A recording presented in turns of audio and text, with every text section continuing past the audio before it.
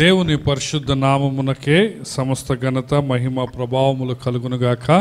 కూడి వచ్చిన మీ అందరికీ యేసయ్య శక్తిగల నామములో నా ప్రేమ వందనాలు.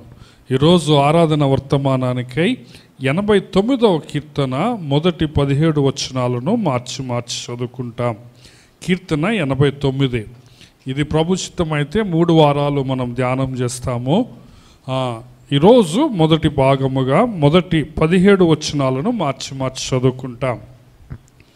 యెహోవా యొక్క కృపాతిశయమును నిత్యము నేను కీర్తించెదను, తరతరములకు నీ విశ్వాస్యతను నా నోటితో తెలియజేసేదను. నీ స్థాపింపబడుననియు ఆకాశమందే నీ విశ్వాస్యతను స్థిరపరచుకుందువనియు నేను అనుకొనుచున్నాను. నేను ఏర్పరుచుకొనిన వానితో నిబంధన చేసి ఉన్నాను, నిత్యము నీ సంతానమును స్థిరపరచెదను, తరతరములకు నీ సింహాసనమును స్థాపించదనని చెప్పి నా సేవకుడవైన దావీదుతో ప్రమాణము చేసి ఉన్నాను. యెహోవా ఆకాశ వైశాల్యము నీ ఆశ్చర్య కార్యములను స్తుతించుచున్నది. పరిశుద్ధ దూతల సమాజములో నీ విశ్వాస్యతను బట్టి నీకు స్తుతులు కలుగుచున్నవి. మింటను యెహోవాకు సాటి అయిన వాడెవడు? దైవపుత్రులలో యెహోవా వంటి వాడెవడు?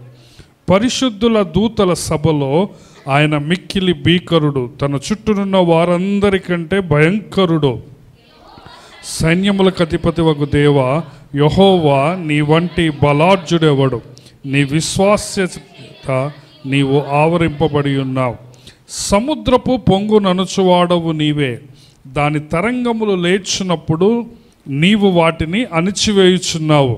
చంపబడిన దానితో సమానముగా నీవు రహబును ఐగుప్తును నలిపివేసితివి. నీ బాహుబలము చేత నీ శత్రువులను చెదరగొట్టితివి. ఆకాశము నీదే, భూమి నీదే, లోకమును దాని పరిపూర్ణతను నీవే స్థాపించితివి. ఉత్తర దక్షిణములను నీవే నిర్మించితివి. తాబోరు హెర్మోనులు నీ నామమును బట్టి ఉత్సాహధ్వని చేయుచున్నవి. పరాక్రమము గల బాహువు నీకు కలదు. నీ హస్తము బలమైనది, నీ దక్షిణ హస్తము ఉన్నతమైనది. నీతి న్యాయములు నీ సింహాసనమునకు ఆధారములు, కృపాసత్యములు నీ సన్నిధానవర్తులు. శృంగధ్వనుల నెరుగు ప్రజలు ధన్యులు. యెహోవా, నీ ముఖకాంతిని చూచి వారు నడుచుకొనుచున్నారు. నీ నామమును బట్టి వారు దినమెల్లా హర్షించుచున్నారు. నీ నీతి చేత హెచ్చింపబడుచున్నారు. వారి బలమునకు అతిశయాస్పదము నీవే. నీ దయచేతనే మా కొమ్ము హెచ్చింపబడి ఉన్నది. ప్రార్థన చేసుకుందాం. దేవుడు మనందరినీ తన వాక్యము ద్వారా ఆరాధనలో మనల్ని ఆశీర్వదించలాగున మనమందరము వాక్యం చేత బలపరచబడి దేవుణ్ణి ఆత్మతో సత్యముతో ఆరాధించున్నట్లుగా మనం ప్రార్థన చేసుకుందాం. మహాగణుడా, మహోన్నతుడా, పరిశుద్ధుడా, మమ్మల్ని ఎంతగానో ప్రేమిస్తున్న మా ప్రియమైన పరలోకపు తండ్రి, మా దేవా, మా ప్రభువా, మా నాయన, నీ పాదముల దగ్గరకు మేము వస్తుంటున్నాం. ఇంతవరకు పాటల ద్వారా నిన్ను మహిమపరచడానికి నీవిచ్చిన గొప్ప కృపను బట్టి నీకు వందనాలు.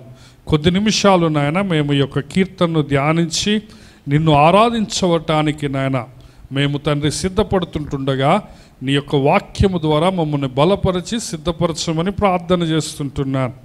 తండ్రి, అల్పుడు, అయోగ్యుడు, అపరాధి నాయన నీ పక్షాన్ని నిలవబడుతున్నాడు. దయతో అంగీకరించండి, కనికరించండి. నీ రక్తముతో కడిగి నాయన క్షమించి అభిషేకించమని ప్రార్థిస్తుంటున్నాం. తండ్రి, నీ సేవకుని ద్వారా ఇక్కడ చేరిన ప్రతి బిడ్డకు నీ అమూల్యమైన మాటలు మీరే దయచేసి సమస్త ఘనత, మహిమ, ప్రభావములు నీవు మాత్రమే పొందుకొనమని ప్రార్థిస్తూ మమ్మల్ని మేము తగ్గించుకుంటూ నీ నామాన్ని మాత్రమే పూజిస్తూ హెచ్చిస్తూ త్వరలో తిరిగి రానయ్యున్న యేసు ప్రభువు అనే శక్తిగల నామములోనే ఈ మనవులన్నీ అడిగి పొందుకుని ఉన్నాము మా ప్రియా పరమ తండ్రి. ఆమేన్. ఈ 89వ కీర్తన చాలా ప్రాముఖ్యమైన కీర్తన. ఈ యొక్క తృతీయ స్కందములోని చివరి కీర్తన ఈ యొక్క 89వ కీర్తన. దీని తర్వాత 4వ పుస్తకము ప్రారంభమవుతూ ఉంటుంది. కదా, అంతే కదా. 90వ కీర్తన నుంచి చతుర్థ స్కందము అని ఉంటుంది. కాబట్టి ఈ యొక్క 89వ కీర్తన ఎందుకు ప్రాముఖ్యమైనదంటే, ఈ 89వ కీర్తనలో మనం ప్రాముఖ్యంగా దావీదుతో దేవుడు చేసిన నిబంధనను మనము చాలా వివరంగా ఈ కీర్తనలో చూస్తాం కదా. ఈ యొక్క 2 సమూయేలు 7వ అధ్యాయములోను, తర్వాత 1 దినవృత్తాంతముల గ్రంథము 17వ అధ్యాయములో, ఈ 2 అధ్యాయాల్లో దేవుడు దావీదుతో నిబంధన చేస్తున్నాడు కదా. మనం సమూయేలు గ్రంథాన్ని ధ్యానించినప్పుడు నేను మీకు బోధించి ఉంటున్నాను. దావీదు ఎప్పుడైతే నేను మందిరాన్ని కడతాను అనుకున్నాడో, దేవుడు తనను ఎంతగానో మెచ్చుకొని కదా, ఎంతగానో ఆశీర్వదిస్తాడు.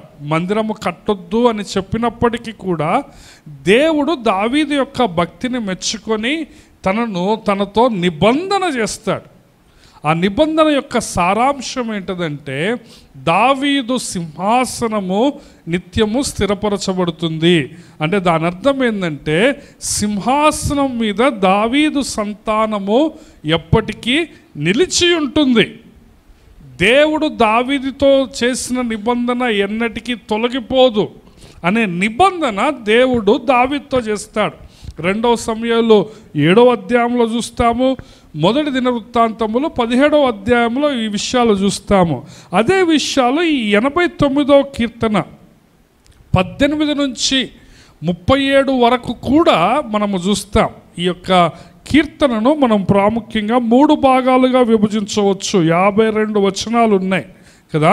మొదటి 17 వచనాలు మనం చదువుకున్నవి దేవుని స్తుతిని తెలియజేస్తున్నాయి. కీర్తనకారుడు దేవుని నిబంధనను బట్టి, దేవుడు చేసిన ఆ ఎన్నికను బట్టి, దేవుని యొక్క కృపను బట్టి, ఆయన యొక్క బలాన్ని బట్టి, ఆయన సృష్టికర్త అనే సత్యాన్ని బట్టి కీర్తనకారుడు దేవుని స్తుతిస్తున్నాడు. తర్వాత 2వ భాగముగా 18 నుంచి 37 వరకు మనం గమనిస్తే దేవుడు దావీదుతో చేసిన నిబంధన మనకు అక్కడ స్పష్టంగా కనపడుతుంది, 18 నుంచి 37 వరకు. కానీ చివరి భాగానికి వచ్చేసరికి ఆ యొక్క కీర్తనకారుడి టోన్ మారుతుంది. కీర్తనకారుడి యొక్క వాయిస్ మారినట్లు మనం చూస్తాం కదా. కీర్తనకారుడు సడన్గా 38వ వచనం నుంచి చివరిలోకి వచ్చేసరికి ఏమంటాడంటే, నీవు ఏ విధంగా నీ నిబంధనను మర్చిపోయావు, నీవు నన్ను మా దావీదును ఏ విధంగా మర్చిపోయావు నీవు కదా. దావీదుతో చేసిన నిబంధన ఎట్లా తొలగిపోయింది అని కీర్తనకారుడు బాధపడుతున్నట్లు, కంప్లైంట్ చేస్తున్నట్లు మనం చూస్తాం కదా. చాలా కీర్తనలు మనం గమనిస్తే కీర్తనలు దాదాపుగా కంప్లైంట్తో స్టార్ట్ అవుతాయి. దేవా, నీవు మమ్మల్ని ఎలా విడిచి ఉన్నావు, మమ్మల్ని ఎలా మరచి ఉన్నావు, నీ ఉగ్రత మా మీద ఇంకా ఎన్ని రోజులు కదా, నీవు లెమ్ము అనే కంప్లైంట్తో స్టార్ట్ అయ్యి చివరికి వచ్చేసరికి స్తుతి ఆరాధనతో కీర్తనలు ముగించబడతాయి. కానీ ఈ కీర్తన అందుకు విరుద్ధం. ఈ కీర్తన స్తుతితో ప్రారంభించబడుతుంది, కానీ ఈ కీర్తన 3వ భాగానికి వచ్చేసరికి దేవుడు దావీదుతో చేసిన నిబంధనను మర్చిపోయాడని, ఆ నిబంధనను నెరవేర్చటం లేదనే ఆ యొక్క కంప్లైంట్తో ఈ కీర్తన ముగించబడుతుంది కదా. సో ఈ కీర్తన ఎవరు రాశారు అని మనము గమనిస్తే, ఎజ్రహీయుడైన ఏతాను రచించినది అని మనం చూస్తాం. 89వ కీర్తన, 88వ కీర్తన కూడా ఎజ్రహీయుడైన హేమాను రచించిన దైవ ధ్యానము అని చూస్తాం కదా. ఈ 2 వ్యక్తులు ఒక్కళ్ళే కావచ్చు అని బైబిల్ పండితులు భావిస్తూ ఉంటారు. ఈ హేమాను ఏతాను కదా, ఎజ్రహీయులు వీళ్ళు సొలొమోను ఆస్థానంలో గొప్ప జ్ఞానులు. కాబట్టి ఈ కీర్తన దాదాపు సొలొమోను మరణించిన తరువాత రాజ్యము 2గా విభాగింపబడుతుంది. 10 గోత్రాలు సొలొమోను కుమారుడైన రెహబాము మీద తిరుగుబాటు చేస్తాయి. తిరుగుబాటు చేసి ఆ రెహబాము ఆ యొక్క అధికారిని పంపించినప్పుడు అతని రాళ్లతో కొట్టి చంపివేస్తారు 10 గోత్రాల వాళ్ళు. అప్పుడు ఆ 10 గోత్రాలు ఉత్తరాది రాజ్యముగా, ఇశ్రాయేలు రాజ్యముగా స్థిరపరచబడతాయి. ఆ తిరుగుబాటు చేసిన యరొబాము ఇశ్రాయేలు రాజ్యానికి రాజు అవుతాడు. సొలొమోను కుమారుడుగా ఉన్న రెహబాము కింద కేవలము 2 గోత్రాలే ఉంటాయి, యూదా గోత్రము మరియు బెన్యామీను గోత్రం. సో ఆ సందర్భంలో ఈ కీర్తన వ్రాసి ఉండవచ్చు అంటున్నారు బైబుల్ పండితులు కదా. ఎప్పుడైతే దావీదు సింహాసనము విభాగింపబడిందో, దావీదు యొక్క సంతానమైన రెహబాము 12 మంది గోత్రాల మీద కాకుండా ఏదో చిన్న భాగమైన 2 గోత్రాల మీద మాత్రమే రాజుగా అభిషేకింపబడతాడు. ఆ సమయంలో ఈ కీర్తన వ్రాయబడినట్లు ఆ యొక్క పండితులు భావిస్తారు. అందుకే ఈ యొక్క కీర్తనలో చాలా చివరి భాగంలో ఆ యొక్క కీర్తనకారుడు ఎందుకు ఆ నిబంధనను నీవు విస్మరించి ఉన్నావు అంటున్నాడు. 38 చూడండి, ఇట్లు సెలవిచ్చి ఉండి నీవు మమ్మను విడనాడి విసర్జించి ఉన్నావు, నీ అభిషక్తుని మీద నీవు అధిక కోపము చూపి ఉన్నావు, నీ సేవకుని నిబంధన నీకు అసహ్యమాయను, అతని కిరీటమును నేల పడదోసి అపవిత్రపరిచి ఉన్నావు అన్న మాటలు మనం చూస్తుంటున్నాం కదా. కాబట్టి నేను ఈ కీర్తన ప్రారంభంలోనే ఉపోద్ఘాతంలోనే నేను మీకు ఏమి జ్ఞాపకం చేస్తున్నానంటే, దేవుడు దావీదుతో నిబంధన చేసినప్పుడు స్పష్టంగా ఏమంటాడంటే, మీరు నా నామమునకు భయపడిన దినములన్నీ వర్ధిల్లుతారు అంటాడు. మీరు ఎప్పుడైతే నా నామాన్ని విసర్జిస్తారో, అన్య దేవతలను పూజిస్తారు, అప్పుడు నా కృప మిమ్మల్ని విడిచిపోతుంది అని దేవుడు చెప్తాడు. వింటున్నారా? కాబట్టి నేను మీకు జ్ఞాపకం చేసేది ఏంటంటే, మనము దేవుని యొక్క వాగ్దానాలపై ఆధారపడుతున్నాము, దేవుని యొక్క వాగ్దానాలు నెరవేరుస్తాడనే ఆశ కలిగి ఉంటున్నాము, కానీ మనలో విధేయత ఉన్నదా లేదా చూసుకోవాలి. కాబట్టి నేను వచ్చే వారాల్లో ప్రభు చిత్తమైతే ఈ 2వ భాగం 3వ భాగం నేను మీకు చెప్పేటప్పుడు ఇంకా వివరంగా నేను మీకు జ్ఞాపకం చేస్తాను కదా. ఈ యొక్క మొదటి భాగంలో మనం ఏం చూస్తామంటే, కీర్తనకారుని యొక్క గొప్ప స్తుతిని మనం చూస్తాం. హల్లెలూయా. ఈ 89వ కీర్తన దావీదు వంశము శాశ్వత కాలం ఉంటుందనే ఆ యొక్క స్తుతి ఆరాధనతో ప్రారంభమవుతూ ఉంటుంది కదా. మొదటి వచనం చూడండి, యెహోవా యొక్క కృపాతిశయమును నిత్యము నేను కీర్తించదు, తరతరములకు నీ విశ్వాస్యతను నా నోటితో తెలియజేసేదను అంటున్నాను కదా. సో నేను బ్రతికి ఉన్న రోజులన్నీ నిత్యము అంటే నేను ఎన్ని రోజులు బ్రతికుంటాను, అన్ని రోజులు నేను యెహోవా యొక్క కృపాతిశయమును కీర్తిస్తాను అంటున్నాడు. దేవుని యొక్క గుణగణాలను, ఆయన కృపను, ఆయన బలాన్ని నేను ఆరాధిస్తాను అంటున్నాడు. ఎప్పుడు అంటే నిత్యము. నేను ఎంతకాలం బ్రతుకుతానో ఆ యొక్క నా బ్రతుకు దినములన్నీ ఆయనను ఆరాధిస్తాను అంటున్నాడు కదా. తరతరములకు నీ విశ్వాస్యతను నా నోటితో తెలియజేస్తాను. చూడండి ఎంత గొప్ప వచనాలు, ఎంత గొప్ప అర్థము మనం మొదటి వచనంలో చూస్తున్నాం కదా. తరతరములకు నీ యొక్క విశ్వాస్యత, నీ నమ్మకత్వాన్ని నేను నా నోటితో తెలియజేస్తాను అంటున్నాడు కీర్తనకారు కదా. వాట్సాప్ స్టేటస్లో కాదు, వింటున్నారా కదా, లేకపోతే ఏదైనా పేపర్లో రాసి కాదు. కీర్తనకారుడు దేవుని యొక్క నమ్మకత్వాన్ని, దేవుని యొక్క కృపాతిశయాన్ని, దేవుని యొక్క కనికరాన్ని, ఆయన క్షమాపణను, ఆయన బలాన్ని, ఆయన శక్తిని, ఆయన దయను నోటి ద్వారా తెలియజేస్తాడట. దేవుణ్ణి మనము కీర్తించాలి, దేవుణ్ణి మనము మన బ్రతుకు దినములన్నీ ఆయనను మహిమపరచాలి, ఘనపరచాలి. అది వాక్యము మనకు నేర్పిస్తున్న సత్యం. నీవు ఆయనను నోటి ద్వారా ఆరాధించడం నేర్చుకోవాలి. ఈ రోజున చాలామంది ఎట్లున్నారంటే, సమయం ఉన్నప్పుడు కూడా ఆరాధించలేకపోతున్నారు. ఏదో సమయం లేదు కదా, మాకు ఆరాధించడానికి సమయం లేదు అంటే అది వేరే విషయం. కానీ మనం ఎట్లా తయారయ్యామంటే, నోటి ద్వారా ఆరాధించలేని బద్ధకస్తులం అయిపోయాం. ఎందుకు నీవు ఆరాధించలేకపోతున్నావు? ఒకసారి నువ్వు పరీక్ష చేసుకో. దేవుని కృప నీ పట్ల లేదా? దేవుని కనికరము నీ పట్ల లేదా? దేవుని యొక్క విశ్వాస్యత, ఆయన నమ్మదగిన వాడుగా లేడా కదా. మనమైతే నమ్మదగిన వారము కాము, అవునా కాదండి? మనం ఏమాత్రము మనలో విశ్వాస్యత లేదు. ఆయన విశ్వాస్యత ఎడతెగక నిలుచున్నది. అందుకే మనము నిర్మూలము కాలేదు అంటాడు విలాప వాక్యములు 3వ అధ్యాయములు. అనుదినము ఆయనకు మన పట్ల నూతనమైన వాత్సల్యత పుడతా ఉంది. కాబట్టి ఆయన విశ్వాస్యత, ఆయన వాత్సల్యత, ఆయన కృపాతిశయం, ఆయన కనికరాన్ని మనము జ్ఞాపకం చేసుకుందాం. నిజానికి మనలాంటి వారిని ఎవరూ ప్రేమించరు, మనలాంటి వారి కోసం ఎవరు ప్రాణం పెట్టరు. కానీ దేవుడు, పరిశుద్ధుడైన దేవుడు, ఈ సర్వమును సృష్టించిన దేవుడు, ఆయన నీ కోసం తన ప్రాణాన్ని పెట్టాడు. ఆయన నీ కోసం తన రక్తాన్ని కార్చాడు. ఆయన నీ కోసం ఈ లోకానికి దిగి వచ్చాడు. ఆయన నిన్నుగా ప్రేమించాడు, నిన్ను అంగీకరిస్తున్నాడు. ఈ ఉదయకాలమున ఆయన నీతో మాట్లాడుతున్నాడు. ఈ ఉదయకాలమున ఆయన నిన్ను ఆశీర్వదించడానికి ఇష్టపడుతున్నాడు. కాబట్టి మనం ఆయనను ఆరాధించాలి. 2వ వచనం చూడండి. కృప నిత్యము స్థాపింపబడునని ఆకాశమందే నీ విశ్వాస్యతను స్థిరపరచుకుందువనియో నేను అనుకొనుచున్నాను.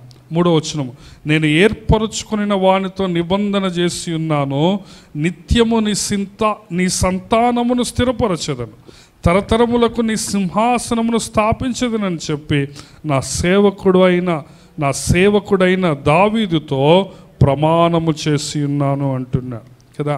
సో దేవుని కృప స్థాపించబడ్డది.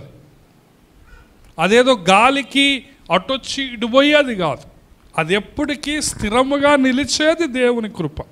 హల్లెలూయా. ఆయన విశ్వాస్యతనంటే ఆయన స్థిరపరుచుకున్నాడట. ఈ మొదటి 2 వచనాల్లో దేవుని కృప, దేవుని విశ్వాస్యత అన్న సత్యాలు మనం జ్ఞాపకం చేసుకుంటున్నాం కదా. ఆయన కృప స్థిరమైనది, అది స్థాపించబడ్డది. ఆయన విశ్వాస్యత స్థిరమైనది. అది 3-4 వచనాల్లో దావీదుతో దేవుడు చేసిన నిబంధనను మరొకసారి ఇక్కడ పరిచయం చేస్తున్నాడు.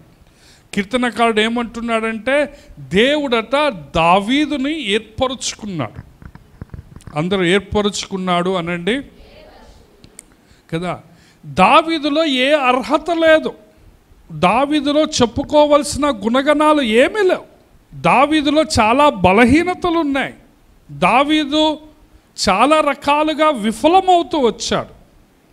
కాబట్టి దావీదులో ఏదో గొప్ప గుణాలు ఉన్నాయని దేవుడు ఏర్పరచుకోలే. నిజానికి దేవుడు ఎవరిని ఏర్పరచుకున్నా, అబ్రహామే కావచ్చు, దావీదే కావచ్చు కదా, యాకోబే కావచ్చు, దేవుడు ఎవరిని ఏర్పరచుకున్నా కానీ ఆయన తన మహాకృపలో ఏర్పరచుకుంటాడు. అది మనకు అర్థం కావాలి. దేవుడు ఏర్పరచుకునే అంత స్థాయి మనము సాధించలేం. దావీదుకు కూడా దొరకలేదు. దావీదు కూడా మానవ మాత్రుడే. సొలొమోను కూడా భయంకరమైన విఫలమవుతూ వచ్చాడు. సొలొమోను పరిపాలన చాలా వేదనకరమైన పరిపాలన. అది పన్నులన్నీ ఎక్కువగా పెట్టి ప్రజలతో నానా రకాల నగరాలు, పట్టణాలు కట్టిస్తూ వచ్చాడు కదా. అయినా దేవుడు వీళ్ళని ఎందుకు ఏర్పరచుకున్నాడు చెప్పండి? తన మహాకృపలో. తర్వాత సొలొమోను దగ్గర నుంచే విగ్రహారాధన మొదలవుతా ఉంటుంది. రెహబాము విగ్రహారాధన చేస్తాడు. నేను మీకేమి జ్ఞాపకం చేస్తున్నా అంటే, దేవుడు దావీదు సంతానాన్ని ఏర్పరచుకోవటానికి గల ఒక కారణం ఏంటది? కేవలం ఆయన కృప. ఈ రోజున దేవుడు నిన్ను ఎందుకు ఏర్పరచుకున్నాడో తెలుసా? నువ్వు గొప్పోడు అని కాదు, నువ్వు భక్తిపరుడు అని కాదు, నువ్వు ప్రార్థనాపరుడు అని కాదు, నువ్వు తెలియకల్లోడు అని కాదు, నువ్వు ఆత్మీయుడు అని కాదు. దేవుడు నిన్నెందుకు ఏర్పరచుకున్నాడంటే చెప్పండి, అదేంటిది? ఆయన మహాకృప. అర్థమవుతుందా? కాబట్టి ఎవడు అతిశయపడటానికి వీలు లేదు. నీవు కేవలము కృప ద్వారా విశ్వాసము చేతనే రక్షింపబడ్డావు. ఇది క్రియల వలన కలిగింది కాదు. సో దేవుడు దావీదుని తన మహాకృపలో ఏర్పాటు చేసుకున్నాడు. ఆయన సింహాసనాన్ని స్థాపించాడు కదా. ఆయన సంతానాన్ని స్థిరపరుస్తానన్నాడు దేవుడు దావీదుతో. కాబట్టి 2వ సమూయేలు 7వ అధ్యాయము, 1 దినవృత్తాంతములు 17వ అధ్యాయాన్ని మనం గమనిస్తే, ఈ 89వ కీర్తన 2వ భాగాన్ని కూడా మనం గమనిస్తే, దేవుడు స్పష్టంగా ఏమంటాడంటే, నీతో చేసిన నిబంధన అది తొలగిపోదు కదా. కానీ మనం చూస్తే దావీదు సింహాసనము తొలగిపోతుంది. ఈ కీర్తన చివరిలోకి వచ్చేసరికి కీర్తనకారుడు ఏమంటాడు కదా, నీ నిబంధన తొలగిపోయిందంట. బబులోను రాజు వచ్చి ఆ యొక్క యూదా రాజైన సిద్కియాను తీసిపోయి కళ్ళు ఊడవదిస్తాడు. గుడ్డివాడిగా చేస్తాడు. కానీ దేవుడు తన వాగ్దానాలని మర్చిపోయే దేవుడు కాదు. నిజమైన దావీదు సింహాసనం మీద నిజమైన దావీదు కుమారుడు కూర్చుంటాడు. ఆయనే యేసు ప్రభు కదా. దేవుడు దావీదు సింహాసనము నిత్యము ఉంటుందంటే దాని అర్థం ఏంటంటే నిజమైన దావీదు కుమారుడుగా యేసు ప్రభు వారే యుగ యుగములో సింహాసనం మీద కూర్చుంటారు. అందుకే లూకా సువార్త 1వ అధ్యాయంలో మనం గమనిస్తే 32 నుంచి 33 వచనాలు మనము గమనిస్తే, ప్రభువైన దేవుడు ఆయన తండ్రి అయిన దావీదు సింహాసనమును ఆయనకిచ్చును అంట. ఆయన రాజ్యము అంతము లేనిదై ఉంటుంది అంటాడు గాబ్రియల్. దావీదు యొక్క భౌతిక సంతానముతో ఈ యొక్క నిబంధన నెరవేర్చబడలేదు, కానీ నిజమైన దావీదు సంతానముగా ఎవరు వచ్చారు? యేసు ప్రభు. అందుకే మత్తయి సువార్త 1వ అధ్యాయం యొక్క వంశావళి గమనించిన, లూకా సువార్త 3వ అధ్యాయంలో ఉన్న యేసయ్య వంశావళి గమనించిన, అక్కడ రుజువు చేయబడ్డది ఎవరంటే యేసయ్య దావీదు కుమారుడు. కొత్త నిబంధన స్టార్ట్ కావటం ఎట్లా స్టార్ట్ అవుతుంది? అబ్రహాం కుమారుడును దావీదు కుమారుడైన యేసుక్రీస్తు వంశావళి కదా. లూకా సువార్త 1వ అధ్యాయం 69-70 వచనాలు దయచేసి చదవండి ఎవరైనా. ఆయన తన ప్రజలకు దర్శనమిచ్చి వారికి విమోచన కలగజేసెను, తన సేవకుడైన దావీదు వంశమునందు మన కొరకు రక్షణ శృంగమును అనగా మన శత్రువుల నుండి మనల్ని ద్వేషించు వారందరి చేతిలో నుండి రంపించి రక్షణ కలగజేసాను. చూడండి, దావీదు సంతానముగా వచ్చిన యేసు ప్రభువే రక్షణ ఇచ్చేవాడు. ఆయనే నిజమైన రాజు, రాజులకు రాజు, ప్రభువులకు ప్రభు. అపోస్తుల కార్యం 13వ అధ్యాయము 22-23 వచనాలను మనం గమనించిన ఇదే సత్యాన్ని పౌలు గారు అక్కడ జ్ఞాపకం చేస్తుంటాడు. ఏమంటాడంటే, దావీదు సంతానము నుండి దేవుడు తన వాగ్దానము చొప్పున ఇశ్రాయేలు కొరకు రక్షకుడకు యేసయ్యను పుట్టించాడు అంట. హల్లెలూయా. సో దావీదు సంతానము నుంచి రక్షకుడు ఉద్భవించాడు. కాబట్టి తరతరములకు నీ సింహాసనము స్థాపించదనన్న దేవుని నిబంధన యేసయ్యలోనే నెరవేరింది. హల్లెలూయా. 5వ వచనము 89వ కీర్తన 5వ వచనము, యెహోవా ఆకాశ వైశాల్యము నీ ఆశ్చర్య కార్యములను స్తుతించుచున్నది. పరిశుద్ధ దూతల సమాజంలో నీ విశ్వాసతను బట్టి నీకు స్తుతులు కలుగుచున్నది. మింటను యెహోవాకు సాటి అయిన వాడెవడు? దైవపుత్రులలో యెహోవా వంటి వాడెవడు? పరిశుద్ధ దూతల సభలో ఆయన మిక్కిలి భీకరుడు, తన చుట్టూనున్న వారందరికంటే భయంకరుడు కదా. మింటను అంటే పరలోకములో అనే అర్థం కదా. దేవుడు పరిశుద్ధ దూతల సమాజములో పరలోకములో ఆయన చుట్టూ ఉన్న దూతల మధ్య ఆయన ఆరాధించబడుతున్న దేవుడు. యెషయా గ్రంథం 6వ అధ్యాయాన్ని మనం జ్ఞాపకం చేసుకుంటే కదా, సెరూపులు కెరూబులు గాన ప్రతిగానములతో ఆయనను పరిశుద్ధుడు పరిశుద్ధుడు పరిశుద్ధుడు అని ఆరాధిస్తున్నారు. కాబట్టి దేవదూతలు ఆరాధిస్తున్నారు, నీవు ఈరోజు ప్రభువుని ఆరాధిస్తున్నావు. ఈ 89వ కీర్తనలో కదా, పరిశుద్ధ దూతల సభలో ఆ పరిశుద్ధ దూతలు కదా, దైవపుత్రులు అంటే దేవదూతలు అనే అర్థం. ఈ దేవదూతలందరూ ఆయనను ఆరాధిస్తున్నారు. ఎందుకు అంటే ఆయన ఒక్కడే నిజమైన దేవుడు, ఆయన ఒక్కడే అద్వితీయుడు, ఆయన ఒక్కడే సత్యమైన దేవుడు. హల్లెలూయా. 8వ వచనము, యెహోవా సైన్యములకు అధిపతి వగు దేవా, యెహోవా నీ వంటి బలార్జుడెవడు? నీ విశ్వాస్యత చేత నీవు ఆవరింపబడి సముద్రపు పొంగు నడుచువాడవు నీవే. దాని తరంగములు లేచినప్పుడు నీ వాటిని అణిచివేయుచున్నావు. చంపబడిన దానితో సమానముగా నీవు రహబును ఐగుప్తును నలిపివేసితివి. నీ బాహుబలము చేత నీ శత్రువులను చెదరగొట్టు. ఇదా దేవుడు సృష్టికర్త, ఆయన సముద్రపు పొంగును అణిచే దేవుడు కదా. ఇంకా 10వ వచనంలో ఏమంటున్నాడంటే, రహబు అంటే నేను ఐగుప్తు యొక్క ఫరోకి సూచన అని చెప్పాను పోయిన వారం చెప్పినప్పుడు కదా. రహబు అనేది సముద్రంలో ఉండే చాలా గొప్ప సర్పము అన్నమాట రహబు అంటే కదా. సో 87వ కీర్తనలోను 89వ కీర్తనలోను రహబు అన్న మాటకు అర్థం ఏంటంటే ఐగుప్తుకు సూచన, సైతానుకు సూచన కదా. సో ఏమంటున్నాడంటే ఇక్కడ, రహబును ఐగుప్తును నలిపివేశావు, నీ బాహుబలము చేత నీ శత్రువులను చెదరగు. సో యేసు ప్రభు వారు సిలువలో ఆ మహా ఘటసర్పమైన సాతాను తలను ఏం చేశాడో చితగ్గొట్టాడు కదా. సాతాను కోరలు విరిచివేశాడు, మరణాన్ని తీసివేశాడు, సాతానును బలము లేని వాడిగా చేశాడు, నిరాయుధునిగా చేశాడు, బాహాటముగా వేడుకకు కనపరిచాడు. కాబట్టి ఈ రోజున ప్రభువు శిలువపై నీకు దయచేసిన విజయాన్ని బట్టి నువ్వు ప్రభువుని ఆరాధించావు. హల్లెలూయా. 11వ వచనం చూడండి, ఆకాశము నీదే, భూమి నీదే, లోకమును దాని పరిపూర్ణతను నీవే స్థాపించు, ఉత్తర దక్షిణములను నీవే నిర్మించు, తాబోరు హెర్మోనులు నీ నామమును బట్టి ఉత్సాహధ్వని చేయుచున్నవి అంటున్నాడు. ఈ యొక్క సృష్టిని అంతటిని చేసింది ఎవరు చెప్పండి? దేవుడు.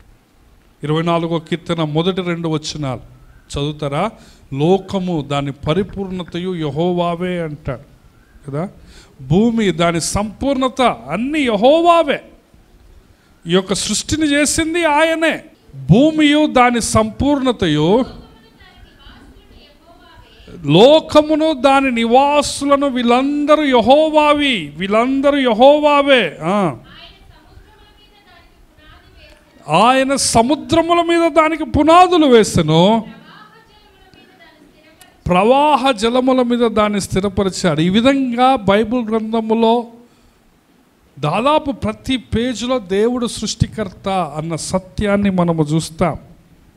13వ వచనంలో ఏమంటున్నాడంటే, పరాక్రమము గల బాహువు నీకు కలదు, నీ హస్తము బలమైనది, నీ దక్షిణ హస్తము ఉన్నతము. కాబట్టి ఆయన బాహువు చేత, ఆయన బలమైన బాహువుల చేత, ఆయన శక్తిగల హస్తముల చేత ఆయన సమస్తాన్ని చేశాడు. దిక్కులు ఆయనే స్థాపించాడు, ఉత్తర దక్షిణ దిక్కులు, తాబోరు పర్వతం, హెర్మోను పర్వతాన్ని, ఈ పర్వతములన్నీ ఆయనే చేశాడు కదా. 14వ వచనం, నీతి న్యాయములు నీ సింహాసనమునకు ఆధారం, కృపా సత్యములు నీ సన్నిధానవర్తులు. కాబట్టి దేవుని యొక్క గుణగణాలు కీర్తనకారుడు ఇంకా పొగడుతున్నాడు. నీతి న్యాయముల మీద ఆయన సింహాసనం ఆధారపడ్డాడు. ఆయన నీతి న్యాయములు కలిగిన రాజు. కృపా సత్యము ఆయన సన్నిధిలో ఉంటుంది కదా. నేను ఎప్పుడు చెప్తాను, కృపా సత్యము మనం చూడటానికి వినటానికి 2 చాలా పాజిటివ్ వర్డ్స్ అనిపించినా కానీ 2 చాలా విరుద్ధమైన మాట. కృపా సత్యములు ఒకదానితో ఒకటి కలుసుకున్నవి అంటాడు, కృపా సత్యములు ఒకదానినొకటి ముద్దు పెట్టుకున్నవి అంటాడు. శిలువ మీదనే ఈ కృపా సత్యాలు కలుసుకుంటాయి కదా. కృప ఏంటిదంటే, నువ్వు పాపివి, ఆయన నేను నిన్ను క్షమిస్తున్నా, అది కృప. సత్యం ఏంటదంటే, నువ్వు పాపివి కాబట్టి నీవు శిక్షింపబడాలి, నీవు పాపివి కాబట్టి నీవు నరకానికి వెళ్ళాలి, నీవు పాపివి కాబట్టి నీ మీద దేవుని ఉగ్రత ఉంది, ఇది సత్యం. కానీ కృప ఏమంటుంది? సిలువలో ఉన్న కృప ఏమంటుంది? ఆ ఉగ్రతను నేను తీసుకుంటా, ఆ శత్రుత్వాన్ని నేను తీసుకుంటా, ఆ పాపాన్ని నా మీద వేసుకుంటా కదా. వేసుకొని ఆ ఉగ్రతను నేను తీసుకొని నేను నిన్ను క్షమిస్తున్నా. కాబట్టి కృపా సత్యములు ఒకదానినొకటి శిలువ మీద కలుసుకుంటున్నాయి. కాబట్టి ఈరోజు నీవు ప్రభువుని ఆరాధించాలి. 15వ వచనం చూడండి, శృంగధ్వనుల నెరుగు ప్రజలు ధన్యులు, యెహోవా నీ ముఖకాంతిని చూచి వారు నడుచుకొని కదా. ఇది చాలా ప్రాముఖ్యమైన వచనం. 15వ వచనం, శృంగధ్వనుల నెరుగు ప్రజలు ధన్యులు అంటున్నాడు. ఆ రోజుల్లో వాళ్ళు బూరలు ఊదే వాళ్ళు మందిరంలో. మందిరానికి రమ్మని, లేకపోతే ఆరాధన చేయమని. వాటిని శృంగధ్వనులు అనేవాళ్ళు కదా. సో వాటిని ఎరిగిన జనులు ధన్యులట. నువ్వు ఆ యొక్క ధ్వనిని, ఆ యొక్క బూరల శబ్దాన్ని నువ్వు గుర్తుపట్టి ఆరాధనకు వచ్చినావు అనుకో, నువ్వెవరవే ధన్యుడు. ఈ రోజున చాలామంది ఈ శృంగధ్వనులను ఎరగలేకుంటున్నారు. దేవుని యొక్క ఆహ్వానాన్ని, ఆయన పిలుపును గమనించలేక, గుర్తించలేక వెనకబడిపోతున్నారు. ఈ రోజున చాలామంది ఆయన యొక్క బూర శబ్దాన్ని విని స్పందించలేక తమ లోకాశలలో, తమ శరీరాశలలో నిమగ్నమైపోతున్నారు. ఎంత భయంకరంగా ఉంటున్నారో అర్థం చేసుకోండి. కానీ ఈరోజు ప్రభు మందిరాన్ని నువ్వు వచ్చావు, ఆయన శృంగధ్వనిని నీవు ఎరిగి వచ్చి ఉంటే నువ్వెవరవో ధన్యుడు. ఆయన పిలుపును, ఆయన ఆహ్వానాన్ని నీవు అంగీకరించి నువ్వు ఆయన సన్నిధికి ఆరాధించడానికి వచ్చావు చూడు, నీవు నిజంగా ధన్యుడు, నువ్వు నిజంగా ఆశీర్వదించబడినవాడు. హల్లెలూయా.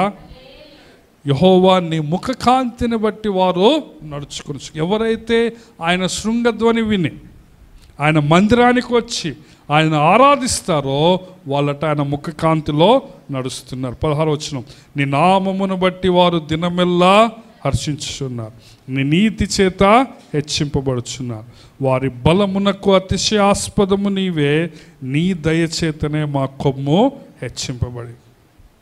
కాబట్టి ఈరోజు ఈ 17 వచనాల్లో ప్రతి వచనము దేవుణ్ణి ఆరాధించటానికి నీకు కావలసిన మేతనిస్తావు. ఆయనే నీ శృంగాన్ని హెచ్చించాడు కదా, ఆయనే నీకు బలము, ఆయనే నీకు అతిశయాస్పదం, ఆయన దయచేతనే మనము హెచ్చించబడ్డాము అంటున్నాడు 17వ వచనము కదా. 16వ వచనం చూడండి, నీ నామమును బట్టి వారు దినమెల్లా హర్షించుచున్నారు అంట. దేవుని నామములోనే సంతోషం. ఈ రోజున దేవుని సన్నిధిలో నీకు సంతోషం దొరకటం లేదంటే నీలో ఏదో లోపం ఉందని నువ్వు జ్ఞాపకం చేసుకో. ఈ రోజున చాలామంది ప్రభు సన్నిధిలో సంతోషించలేకపోతున్నారు. నీ కుడి చేతిలో నిత్య సుఖములు కలవు అంటున్నాడు, నీ సన్నిధిలో నిత్య సంతోషం. పాట పాడతాం మనం ప్రతి ఆదివారం, నీ సన్నిధానములో సంపూర్ణ సంతోషం అని కదా. కానీ నువ్వు నిజంగా ఆ సంతోషాన్ని అనుభవిస్తున్నావా, గుర్తిస్తున్నావా? నీ నామమును బట్టి వారు దినమెల్లా హర్షించుచున్నారు. కాబట్టి ప్రియమైన దేవుని బిడ్డలారా, ఈరోజు దేవుణ్ణి ఆరాధించడానికి చాలా సత్యాలు మనం విని ఉన్నాం. ఆయన కృప కలిగిన దేవుడు. వింటున్నారా? నేను మళ్ళొకసారి మీకు రిమైండ్ చేస్తుంటున్నాను. ఆయన కృప కలిగిన దేవుడని నువ్వు ఆయన ఆరాధించు. ఆయన విశ్వాస్యత కలిగిన దేవుడని నువ్వు ఆయన ఆరాధించు. ఆయన నిన్ను ఏర్పరచుకున్నాడు కాబట్టి నువ్వు ఆయన ఆరాధించు. యాకోబు, ఓ ఇశ్రాయేలు, నిన్ను పేరు పెట్టి పిలిచి ఉన్నాను, నీవు నా సొత్తు అంటున్నాడు. ఆయన నిన్ను ఆ విధంగా ఏర్పరచుకున్నాడు. హల్లెలూయా. నిన్ను ఉపేక్షింపక నిన్ను నా దాసుడవని నేను నిన్ను ఏర్పరచుకున్నాను అంటాడు 42వ అధ్యాయం యెషయా 1వ వచనములో. 43వ అధ్యాయం 1వ వచనములో నేను నిన్ను పేరు పెట్టి పిలిచి ఉన్నాను, నీవు నా సొత్తు అంటాడు. సో దేవుడు నిన్ను ఏర్పరచుకున్నాడు కదా. ఆయన కృప స్థిరపరచబడ్డది, ఆయన విశ్వాస్యత స్థిరపరచబడ్డది, ఆయన కృప నిత్యము స్థాపించబడ్డది. ఆయన నీతో చేసిన నిబంధన యుగయుగములు నిలిచారు. హల్లెలూయా. అంత మాత్రమే కాకుండా యేసు ప్రభువే తరతరములు యుగయుగములు నిలిచే పాలించే రారాజు అని నువ్వు ఆయన ఆరాధించు. ఆయన రాజులకు రాజు, ప్రభువులకు ప్రభు. అంత మాత్రమే కాకుండా ఆయన సృష్టికర్త, ఆయన సముద్రంలో తుఫాన్లు అనిచే దేవుడు, ఆయన దిక్కుల్ని స్థాపించిన దేవుడు, నిన్ను హెచ్చించే దేవుడు, ఆయన బలము కలిగిన దేవుడు, ఆయన సర్వశక్తిమంతుడు, సర్వాధికారి కదా. ఆయన ముఖకాంతి నీకు ఇచ్చాడు, నీతి న్యాయములు నీకు దయచేశాడు.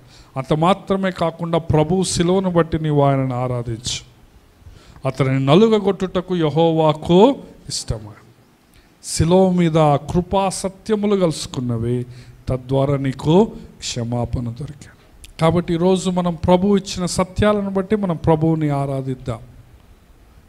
మొదటి వచనంలో ఏమంటున్నాడు చూడండి, యెహోవా యొక్క కృపాతిశయమును నిత్యము నేను కీర్తించాను, తరతరములకు నీ విశ్వాస్యతను నా నోటితో తెలియజేశాను కదా.